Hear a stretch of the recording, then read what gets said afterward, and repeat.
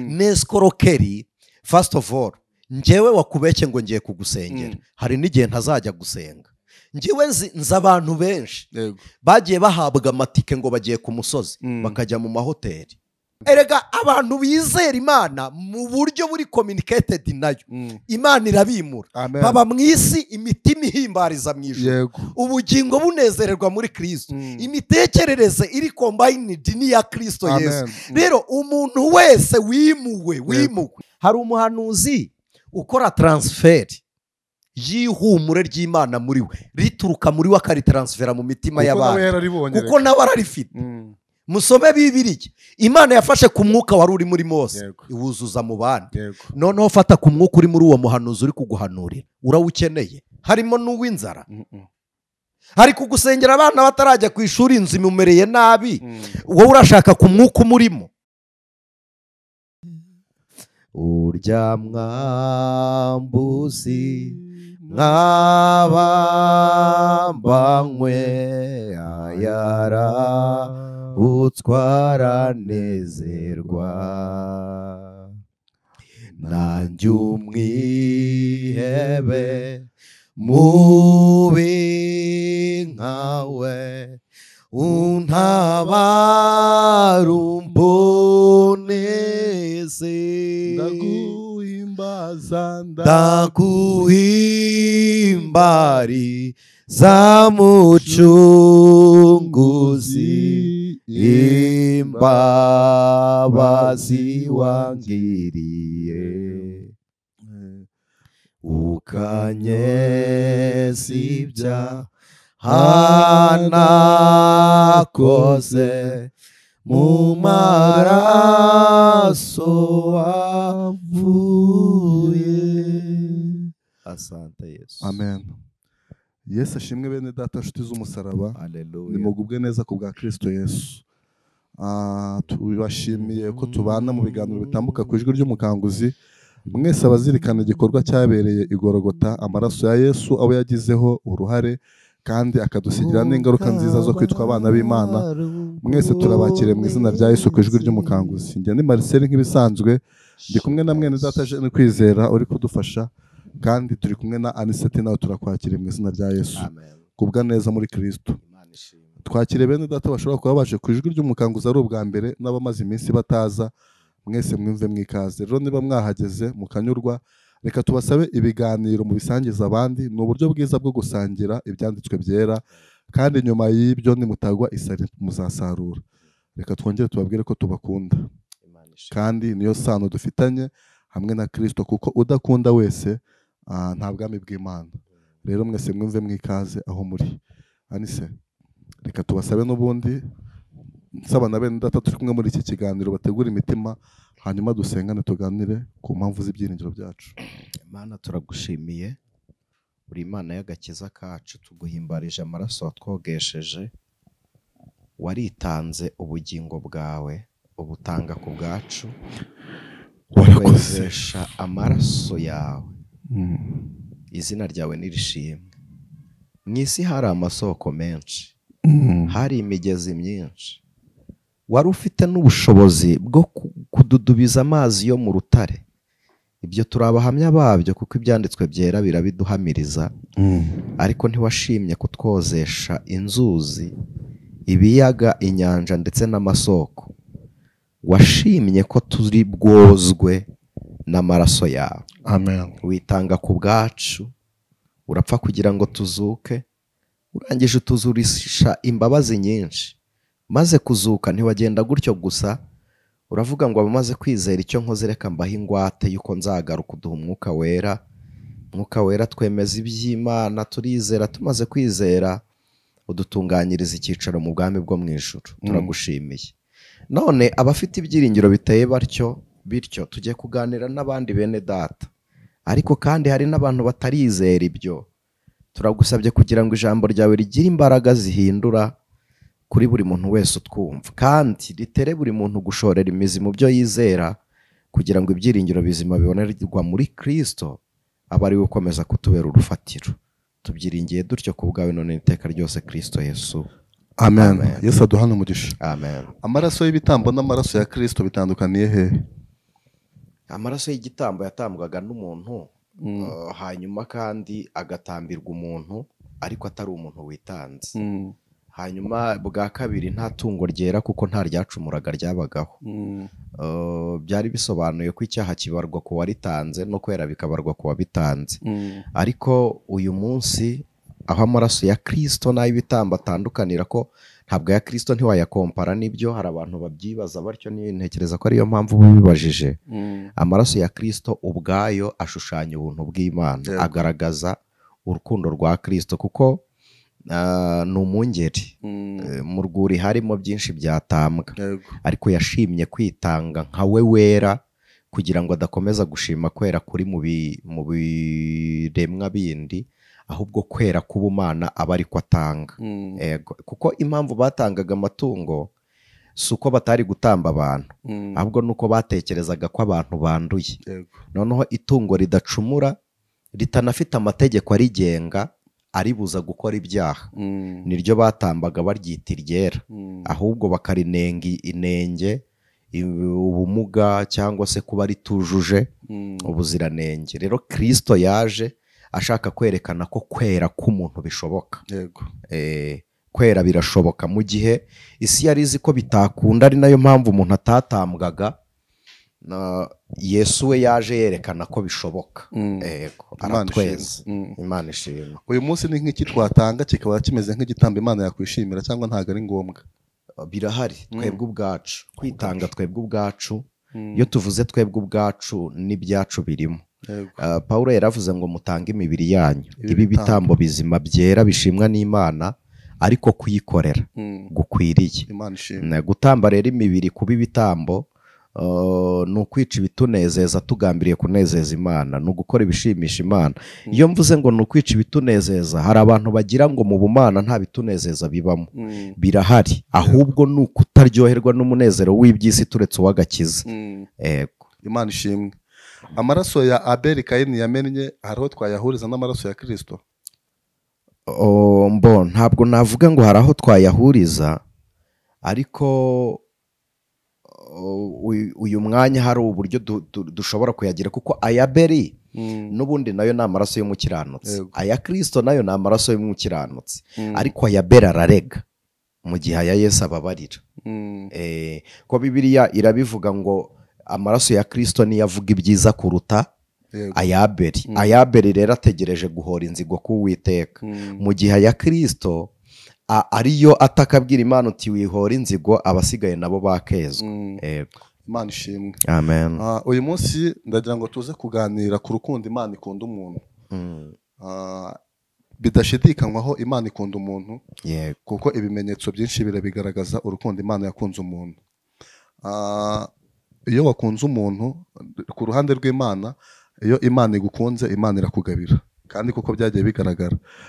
Byashoboka ko bya bindi Imana yaduhaye bivuye mu rukundo rwayo, byaba ngombwa ko Imana yongera kubidusaba mu buryo bwo kutugerageza kugira ngo irebe urukundo idukunda, tuyikunda. Imana iguha umugisha. Ubundi mu buzima busanzwe umuntu Imana ikunze iramugabira. Noneho hari urukundo dukunda mu Imana kubera ibyo tuyikesha. Kubera ibyo tuyikesha ibyo iduha. Ubundi abantu benshi ni n'urwo rukundo bakundana. Umuntu nshobora kuvuga ngo ni urumamo. Ni ikinyarwanda nyine kigoye kitumvwa na buri muntu wese. Ni urukundo rw'urumamo rushingiye ku mpamvu.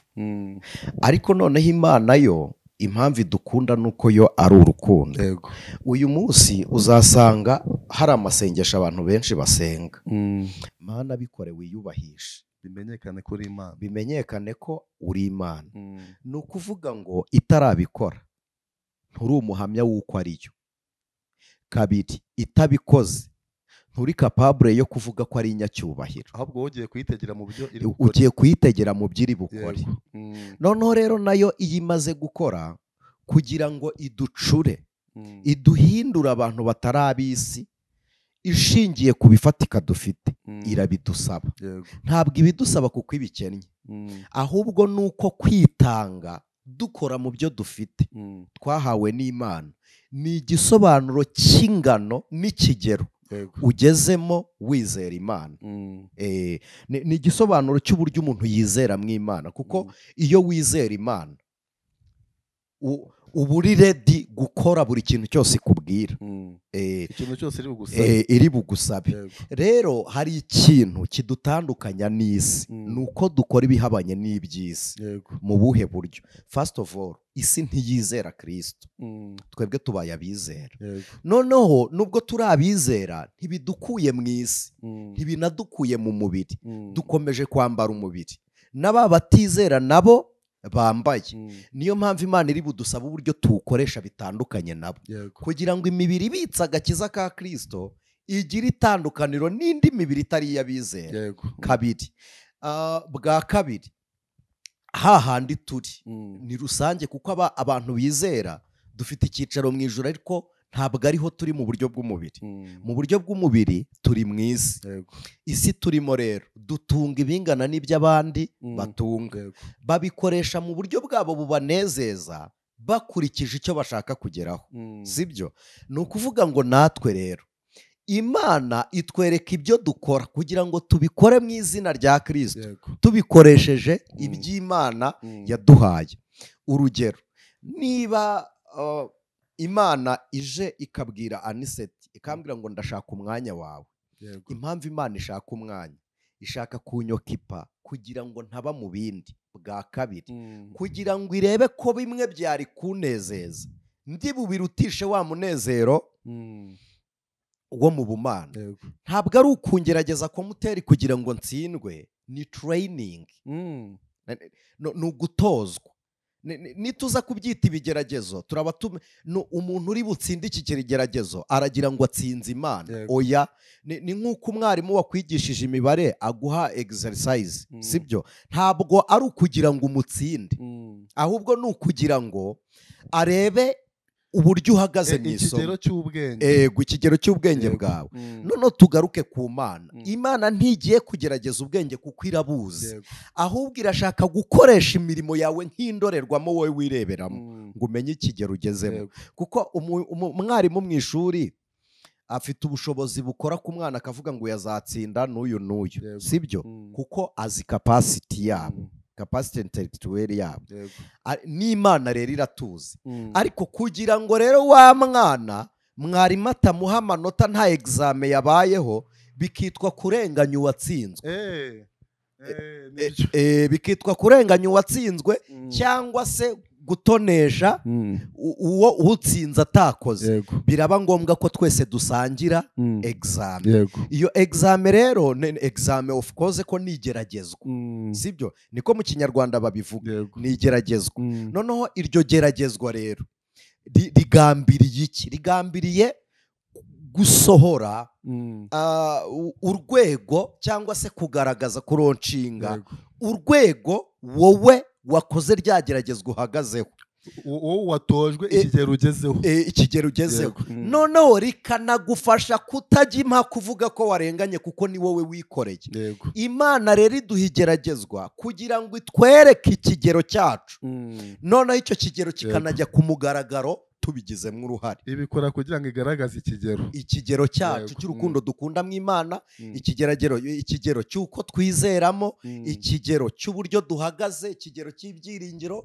ikigero cy'uburyo dusenga, ikigero cy'imbaraga dufite. Rero niyo mpamvu Imana igaruka yaguhaye umugisha ikagusaba icya 10. Ntabwo ari uko izakira, si uko izakira, nibyo, kugira ngo irebe umubano uwo yahaje, ibyo ndamuhaye. Noneho cya 10 nacyo kigaruke kikwereka urukundo ukunda Imana, kikwereka uburyo uyizeramo, kikwereka uburyo uyihamya. Noneho bwa kabiri, umuntu utura, umuntu utanga, umuntu uha Imana icyo imusabye, burya ni uburyo bwo kwiyambura isi. ibi mubyumvire kure nibyo ibyo mfite ntibikomoka inaha. Exactly. Niyo mpamvu ntanabitezeho ibyiringiro by'inaha ngo nice ibyiringiro by'ibizaza muri Kristo. Yego. Niyo mpamvu byoroheye umupfakazi gufata agafu ariko kanyuma akagasongera umuhanuzi. Niyo mpamvu byoroheye Tabita kudoda imyambaro akihera abakene. Niyo mpamvu byoroheye umupfakazi gutura ituro ari ryo yari asigaranye ryonyine. Niyo mpamvu byoroshye ko Koroneliyo ari buze gukora ibyo gukira. Nyine niyo mpamvu bimworohera. Biramworohera kuko we yari sacrifice, sibyo? yaratojwe bihagije, yaritanze.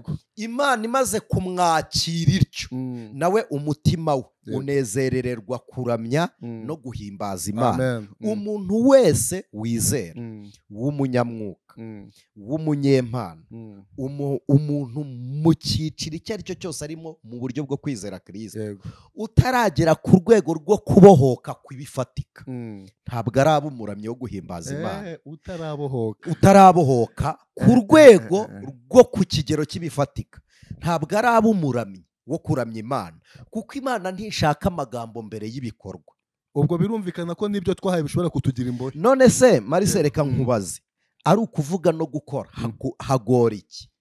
Hagora gukora. Exactly. Nta muntu ukora ibihabanye n'ibyo ashobojwe gukora, ariko birashoboka ko wavuga ibihabanye n'ibyo utekereza, sibyo? Rero Imana irashaka ko twebwe ubwacu twiyambura.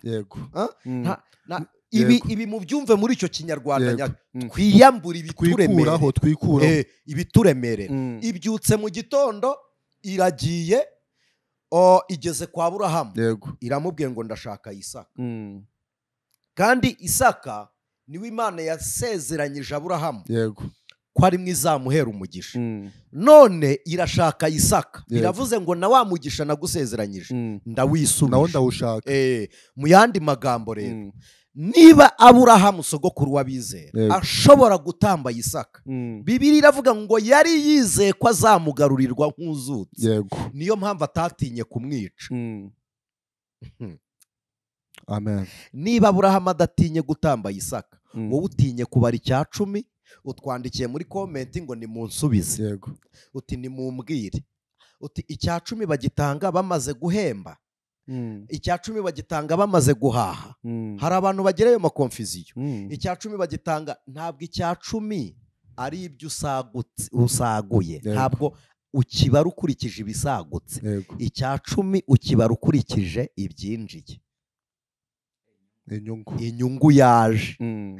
Ntabwo ukibara ukurikije ibyasagutse mu nyungu, ukibara ukurikije inyungu. Ibisagutse bigasaguka wamaze gukiranuka ku Mana. Noneho utekereze kugera ku rwego twumva ko tugomba gukorera Imana mu bifatika bisagutse. Urumva umwanya abantu barimo ku bifatika bisagutse, ku buryo hari abantu bajya mu rusengero bakabifata nko guta umwanya.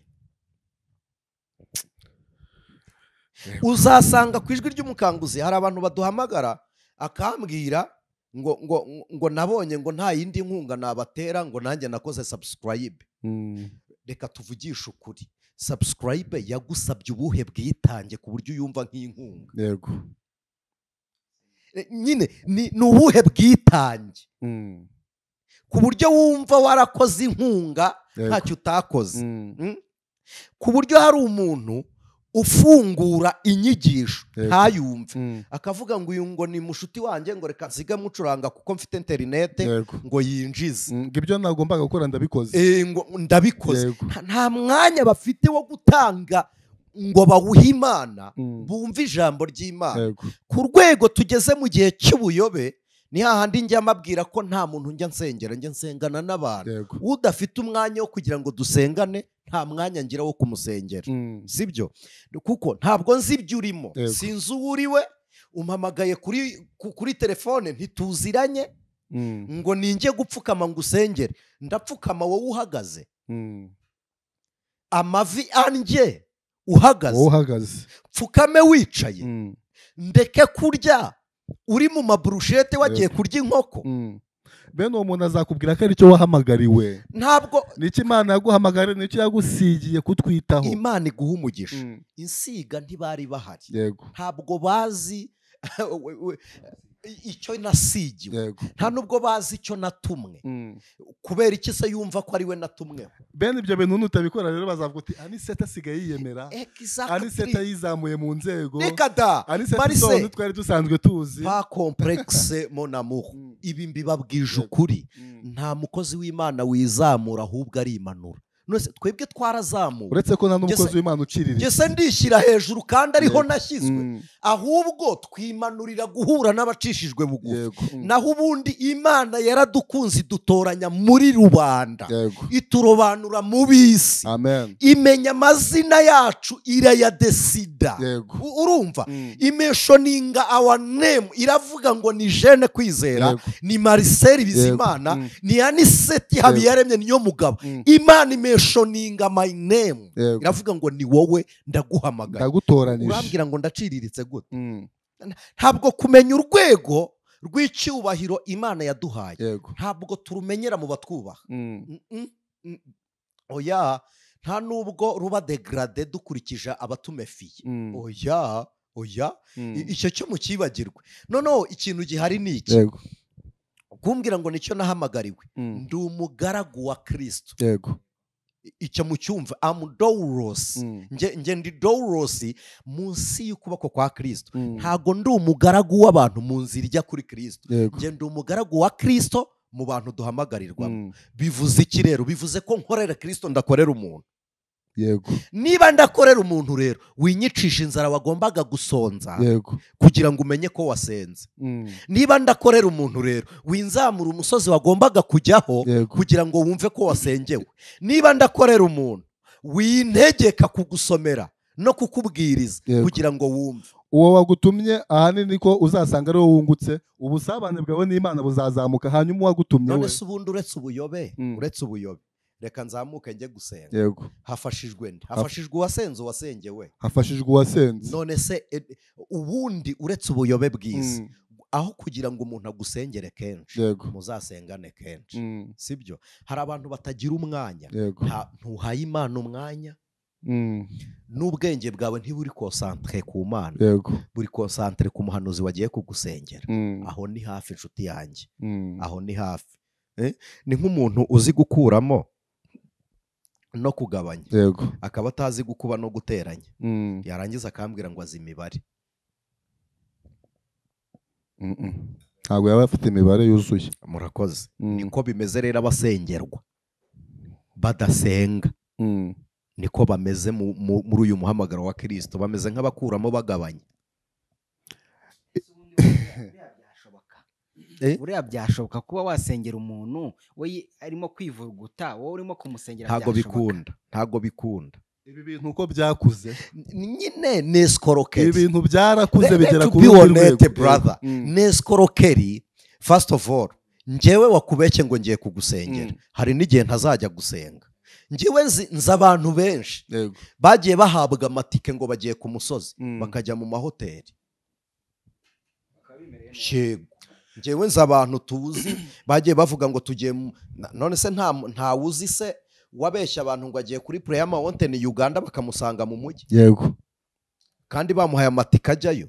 ikintu nshaka kuvuga ni kimwe, uwakubeshye ntabwo ari injiji nkawe.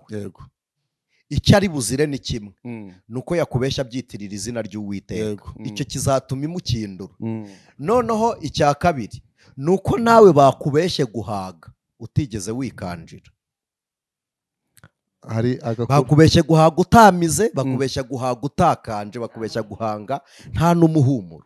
hari akantu kamaze iminsi ariko wowe ntabwo wakumvishe.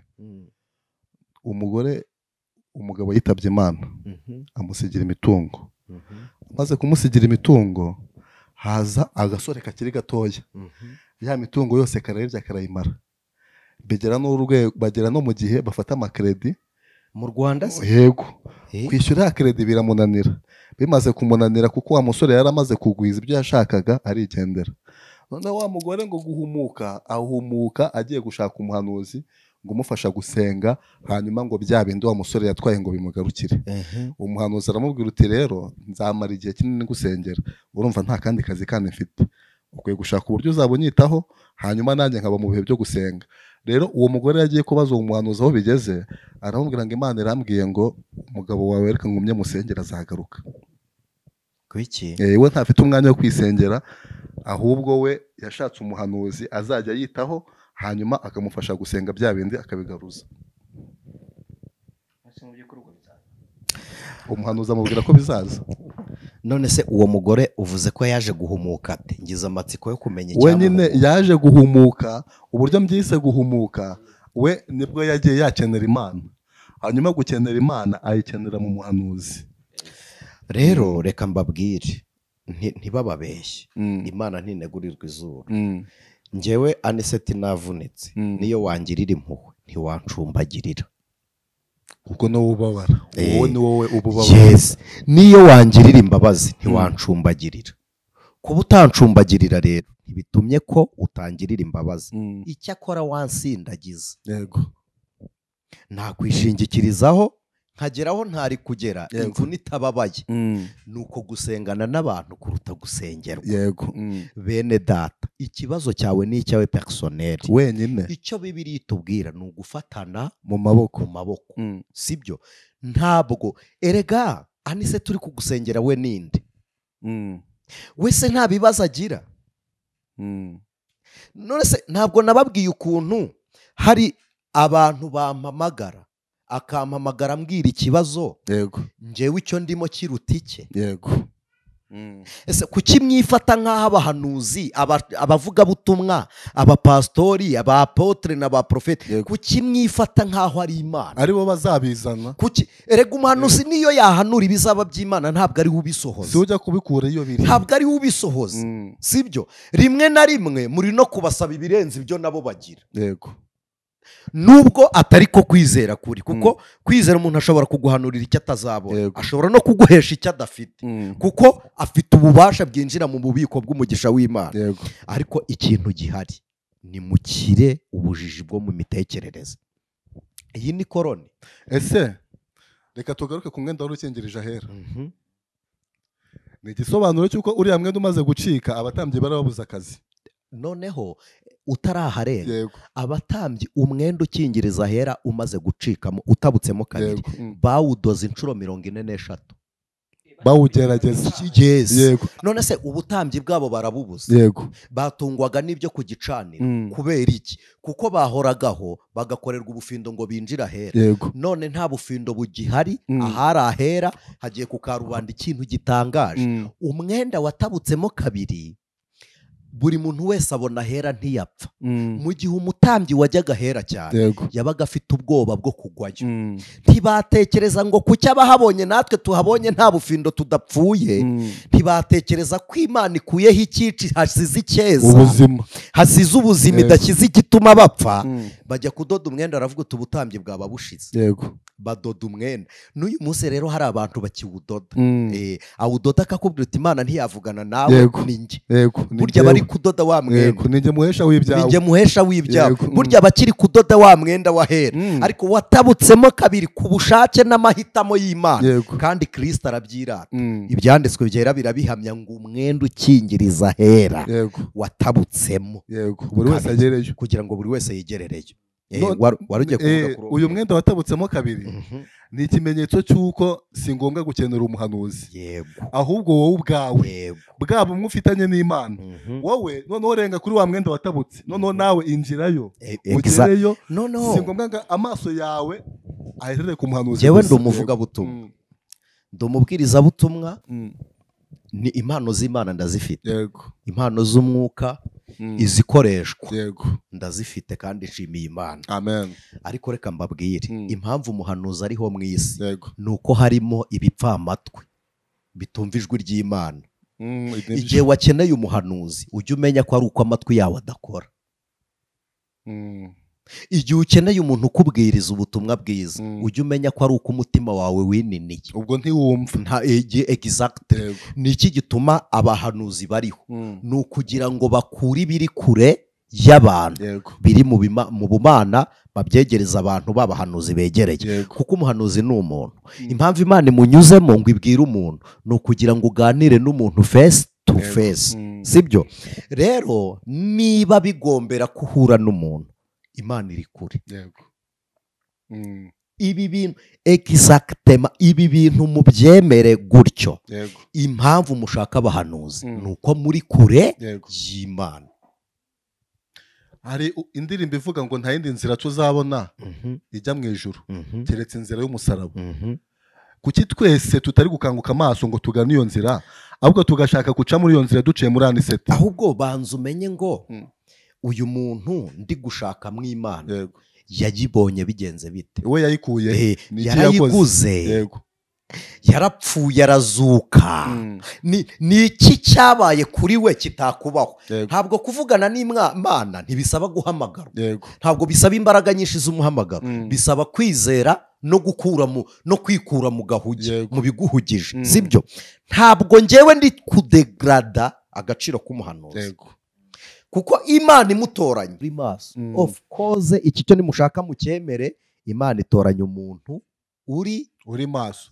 ejo mwabikomojeho mu masengesho yo kuwa kabiri atambuka ku ijwi ry'umukanguzi muri live.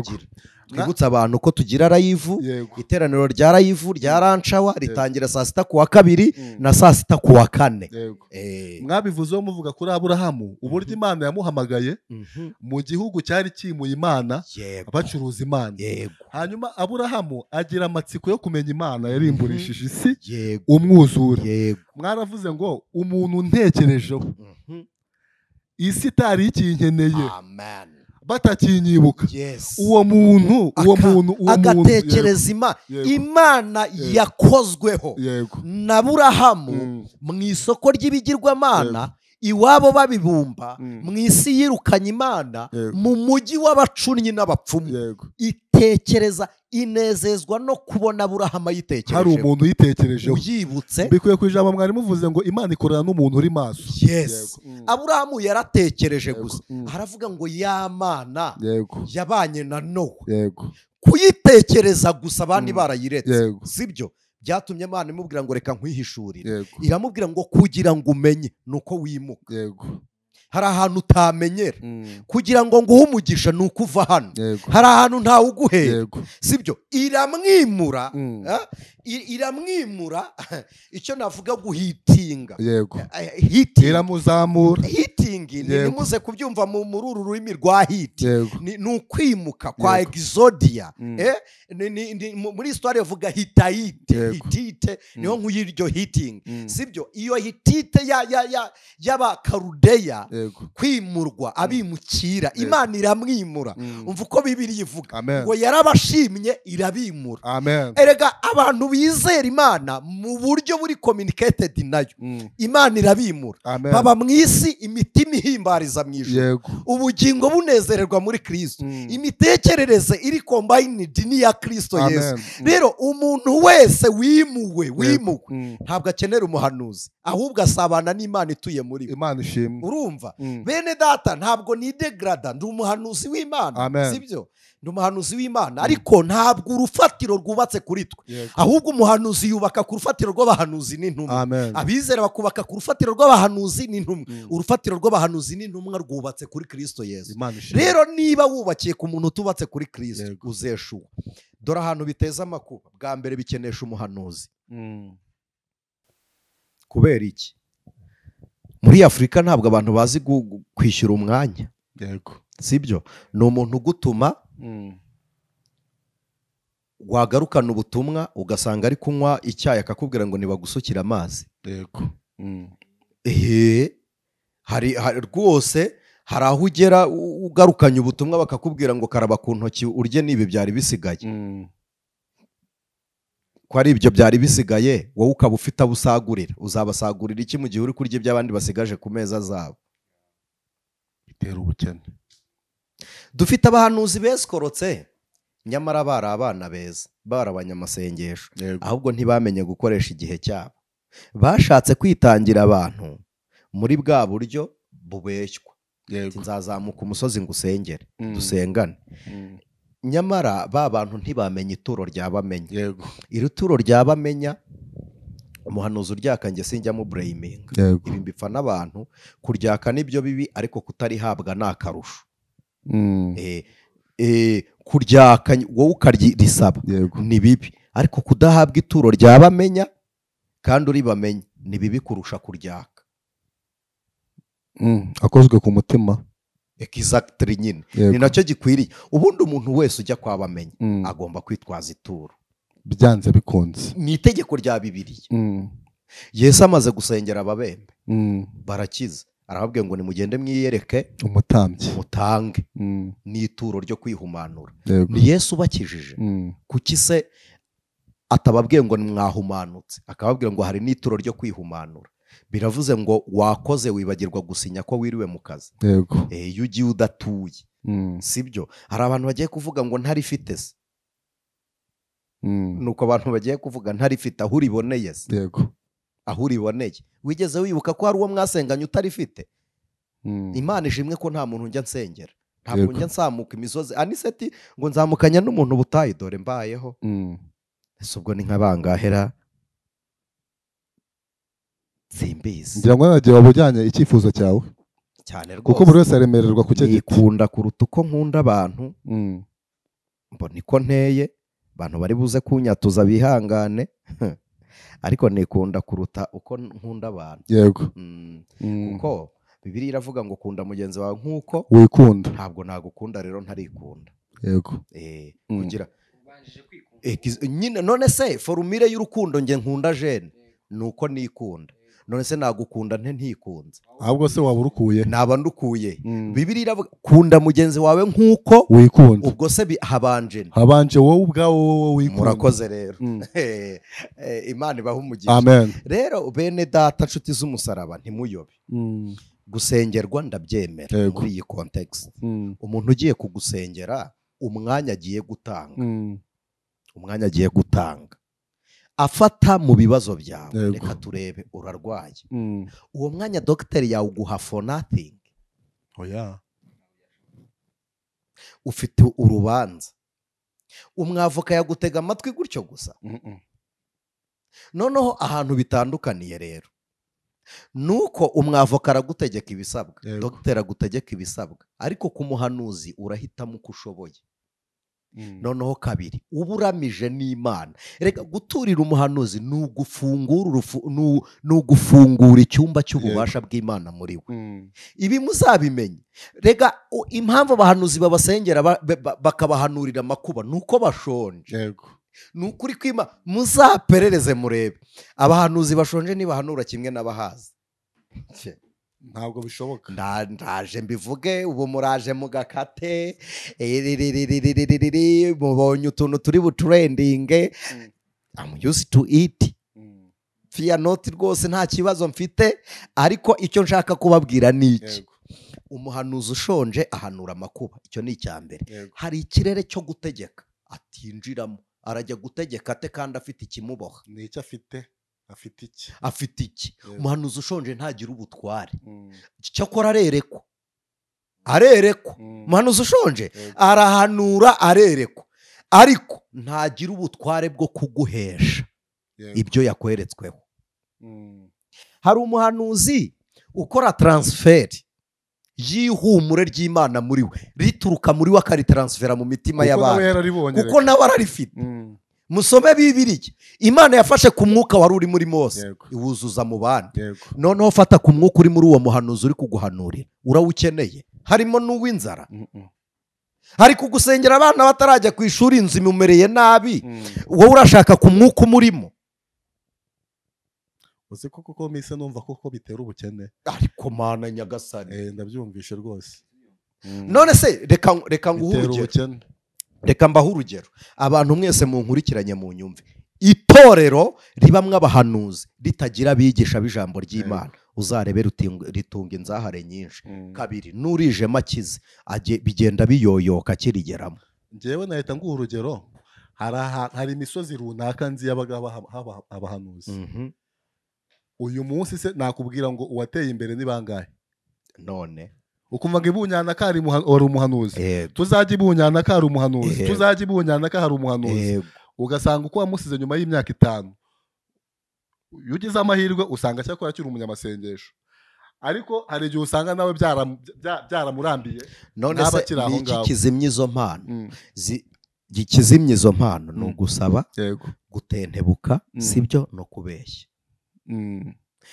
Areba ibigezweho yarangiza akavuga ati nabibonane, agahita abeshya umuntu uti mbonye ungurira iki, uzi ko narose unzanira inyama. Nyine umva inzozi.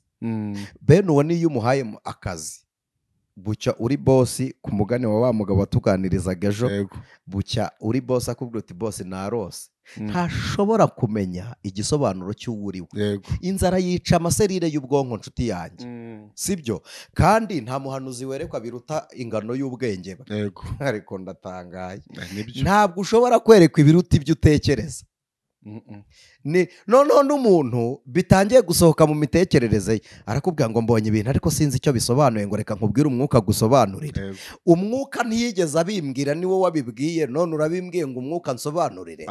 None se ukubwiye ntiyagusobanuriye, nawe ntiwasobanukiwe, ugiye kumbwira ibiki? Ibyo utasobanukiwe urabimbwira ari insobe ngo bigende bite, kubwo buhanuzi buba butaruzura. Umuhanuzi ukubwira ngo nanjye ngo sinamenye ibyo ari byo, ngo ariko ngo mpfuye kubikubwira ngo nyine ngo umwuka gusoba, ibyo bikiri insobe, ntibirabe bihanurwa. Komeza ubigumane paka Imana ibisobanuye bivuge bisobanutse. None se ni wowe muhanuzi uri kubwira ntiyeretswe, none ngo sinzi icyo bisobanuye, ngo sinzi ngo icyo bishatse kuvuga. None urabivugira iki nyine utazi icyo bishaka kuvuga? Njye hari umuhanuzi kera nyiga mu cyaro ku ishuri, wamanuriye ngo nkubonye wuriye imodoka ugiye i Kigali. Kuki mugani atambwiye ngo ngiye nko mu Bushinwa cyangwa ngiye nko muri Amerika? None se imitekerereze ye yabagaye. Kubera iki tujya twigisha tukavuga, ntujya wumva abigisha babivuga bakavuga ngo ubuhanuzi bwo mu mujyi si bwo buhanuzi bwo mu cyaro. Urakoze. Kubera iki rero bahanura arawundi yaho mayindi yabiri? Ntabwo rero bene uwo muhanuzi abakiri muri yasi y'ibitekerezo by'abantu n'ikirere cya kabiri abatarakinjiramo. Mbabwije ukuri ndi imbere yanyu n'Imana, kuko hari umuhanuzi uguhanurira ibyo utekereza. Abizera benshi bazi ngo iyo umuntu avuze ibyo utekereza ngo aba ari umuhanuzi wa danje. Reka da, psychologically psychologically n'umuntu yabireba, yakureba akakubwira ibyo utekereza. Ibyo ni ibisanzwe. None se abantu benshi bashinzwe iperereza ko akureba muri kuganira akamenya kuvugisha ukuri cyangwa kubeshya. Asoma intekerezo, arazisoma. None kumva ngo uyu ni umuhanuzi ngo asomye intekerezo ngo ni igitangaza. Ahubwo igitangaje ni kimwe, gute udahishurirwa kandi ugira umwuka uhishura. Njye nta gitangaza na kimwe njya mbona mu bikorwa umwuka akoresha abantu. Ahubwo igitangaje ni uburyo umwuka atagukoreramo kandi umugira. Icyo nicyo kintangaza, sibyo? Rero icyo nshaka kubabwira ni iki: umuntu guhanura ibingana nuko atekereza, sibyo? Noneho duhite tugaruka, ni iki cya upgrading ibitekerezo, ni iki kibimanura?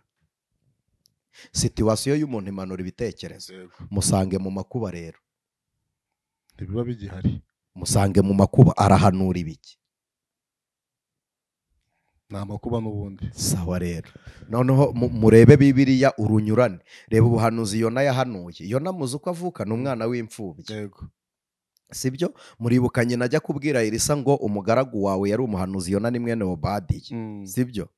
Umugaragu wawe yari umuhanuzi, yagiye arimo umwenda, none umwishyuza araje. Aje kureba ibyo tumurimo. Ni akana kari muri urwo rugo. Reba amakuba Yona yahanuraga. Reba Eliya. Eliya ni umwana uvuka i Gileyadi yita Ishubi, aje ari umusuhuke uhunze inzara. Ni icyo ari buteze mu gihugu se yahunze inzara? Dusome Bibiliya. Eliya yateje inzara. Ni umwe mu bahanuzi bakoze mistake kandi agira ubutware. Yakoze amakosa ya gihanuzi kandi agira ubutware, ahamagara inzara mu gihugu arimo.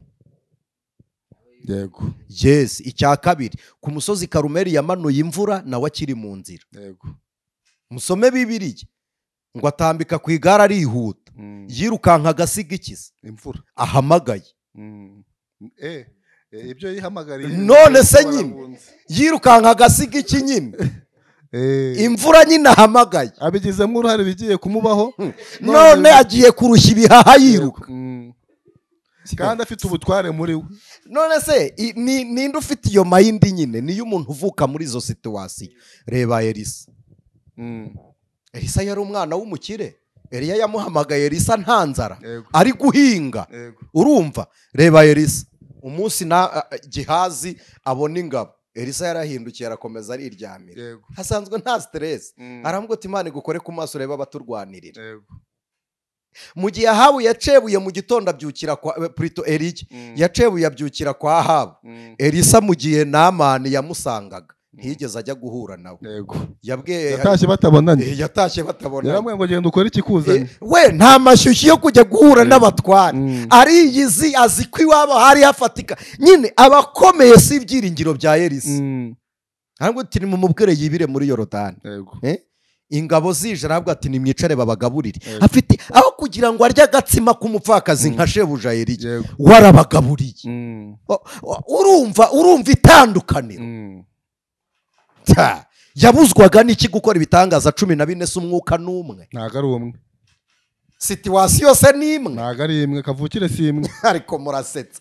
rega mujye mwemera situwasiyo nayo ubwayo irakonta. muzarebe hari abantu twasenganaga b'abahanuzi nawe uzi twatinyaga. twabatinyiraga iki se? kwerekwa nuko bari inshinzi. uzi ko umuntu yuzuraga umwuka akagukubita urushyi, wabona agiye no mu mibiri amahana akayakwereka, ukagira ngo ni umwuka w'Imana umukoreye mu waheye. ntabwo ari umwuka, ni kamere imurimo. ntiracura wa mwuka ngo ntiracurwa na wa mwuka ngo ihinduke, aracyakora imirimo nk'iya kamere agendeye mu mpano z'umwuka. rero bene data nshuti z'umusaraba, nushaka kumuhanuza gusengera, banza umufashe rimwe nibura mu kibazo, sibyo? nibura rimwe. we fata ituru rimuhe, ntunamubwire ngo agusengere, uba umwihoreye. ubutaha nurangiza umuhamagara umubwire uti nsengera. bene uyu muntu ahantu apfukamye avuga izina ryawe n'imbaraga, akabwira Imana ngo wibuke ko yangaburiye.